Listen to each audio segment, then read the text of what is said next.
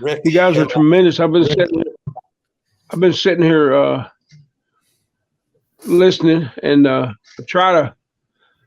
I was diagnosed in November, no, March a year ago, and or March, and when they sit you sit down in front of a doctor, and after I've been around the world. I've been around the world 3 times. I was going to go one more time, and I decided, hey, I may be too sick to do this, and I sat down in front of the doctor, and he said, no, you got stage 4 rectal cancer, and we think that it's attacked your liver, and I'm sitting there, and I said, you think to yourself, well, dead gum, what happened to stage 1 and stage 2 and stage 3? I didn't get none of that. I said, I got stage 4 all of a sudden, and I said, yeah, it's kind of like a promoter just walking in the dressing room, dropping a world strap on your bag and say,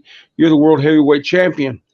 And I said to myself, I sat down. Of course, I started crying, I started bawling like a little whipped pup, and knowing some of the stuff that my dad had.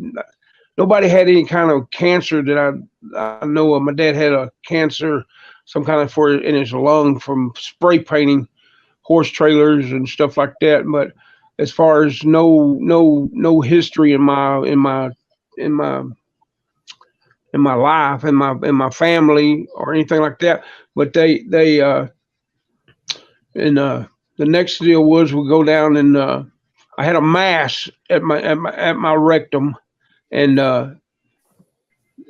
back in 2015, it was a doctor was supposed to took that all out, and he said that it was all gone, no cancer, everything was good, benign, and everything else.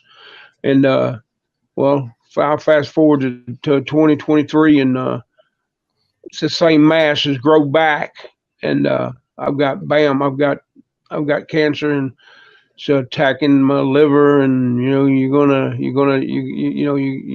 got to start chemo, and I did 15 sessions of chemo, and I know each and every one of y'all know what I'm talking about the chemo, and chemo.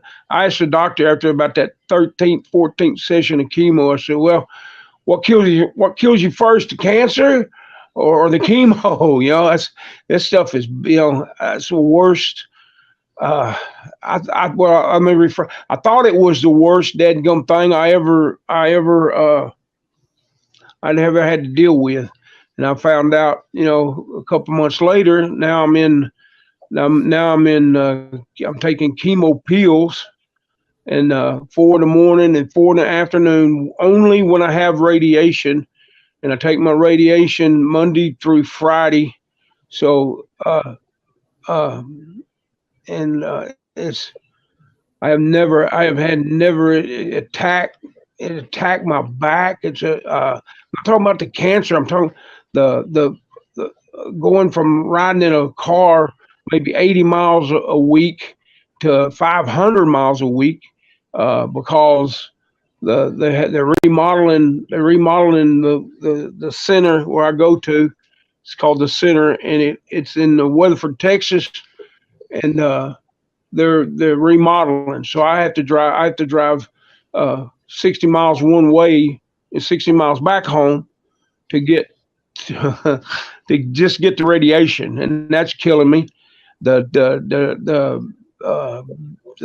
table, man, is like I call it a torture rack. But I want to say there ain't no such thing as a good thing about cancer. You can take it however you want to put it. It's just like also the first lady had on there, Erica. I can't read the deal. She said that that it don't ever go away. It's always there. It's always present. Even though once you're diagnosed with it, that's it. You're gonna have you're going to have it, and they can put it in submission. They can put it.